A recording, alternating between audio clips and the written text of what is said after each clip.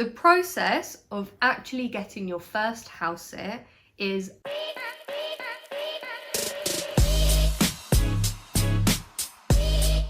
So, I haven't sat down.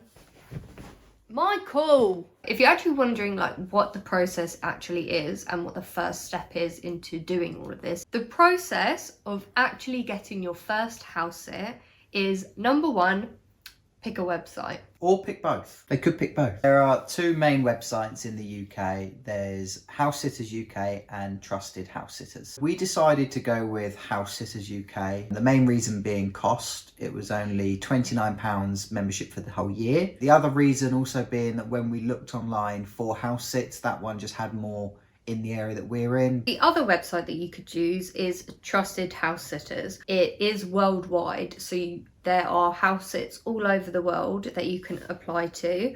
Another one is that it does give you liability insurance. Now, not if you pay for the basic. If you pay for the basic one, you don't get it. But if you pay for the standard membership, you do get liability insurance included. After you've chosen which company to go with, you just simply need to make the account, pay the membership fee. Just bear in mind with Trusted House Sitters, you will have a decision to make. I think there are 3 different membership options. Once you've made your account, the next step is to create your profile. And your profile, you're going to make sure that you have some photos of yourselves.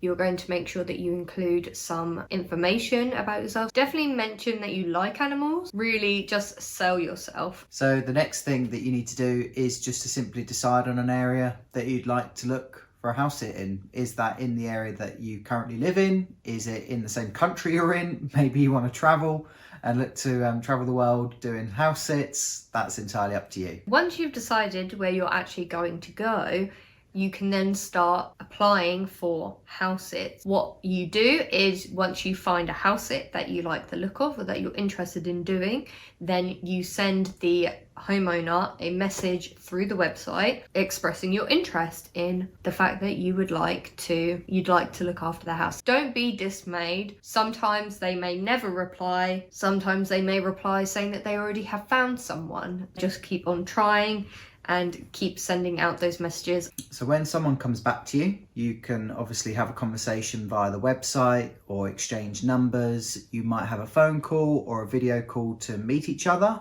kind of go over details of the house sit, details about the pet, kind of make sure that you're the right house sitter for them and that's the right house sit for you as well. If you are local enough to the house, you might actually be offered the opportunity to go to the house to meet the homeowners or and to meet the pet. Once you've had a phone call or a video call with a homeowner, if you both decide that you'd like to go forward with the house sit, what you should do is have it confirmed through the website. That will mean that it is blocked off on your availability calendar and the agreement has been solidified between the two of you. Obviously things can change and things can be cancelled. We have had that happen before, but it's better to do it all through the website. It gives you as the house sitter a bit more of a security. One positive of Trusted House Sitters is that one of the memberships, which you will pay extra for, does cover for house sit cancellation. So after your house sit has been confirmed, you'll likely speak with the homeowners between then and when they're due to go. That could be via the website, that could be via any other means that you're both comfortable with. And that will just be organised when you'll be getting there for. Is it before they leave? Is it after they leave? You may have to work it around your job or whatever it might be, but you'll have that and that'll be individual to each house sit that you do. And obviously the next step is you do the house sit. So definitely one piece of advice we would give is make sure you keep the homeowners updated while you're there. We like to send them videos or photos of their pet just so that they know that they're happy and they're being looked after. Towards the end and right at the end of the house sit, our advice would be to leave the house in the condition that you started the house sit in, or better. I do know that the first house sit we did, they were really pleased with how we left it. We hoovered, we cleaned, we tidied, and they were really pleased. The dog was really happy as well. The other thing is to, of course, have that discussion between yourself and the homeowners as to when they're going to be home. Do they want you to, not be there by the time they're back? Do you have to leave a key? Do they want you to stay and, maybe have a cup of tea just to go over how it all went? That will be for you and the homeowners to decide on. Once your house sit is finally finished, you will then need to wait for the reviews. So the way it works with House Sitters UK is that the house sitter will write the first review, and they will write a review about the home and the homeowner and how the communication was and everything like that. Once you have sent that off, the homeowner gets notified, but they cannot read it until they have written their review of you. So they will only be able to read it once they've done your review. And once your review comes back, you'll be able to read it immediately. They have got 14 days to complete it.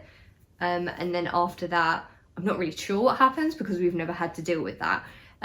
How it works with trusted house sitters, I don't know how the review system works. I do know that you can leave reviews for the homeowner and they can leave reviews for you as the house sitter.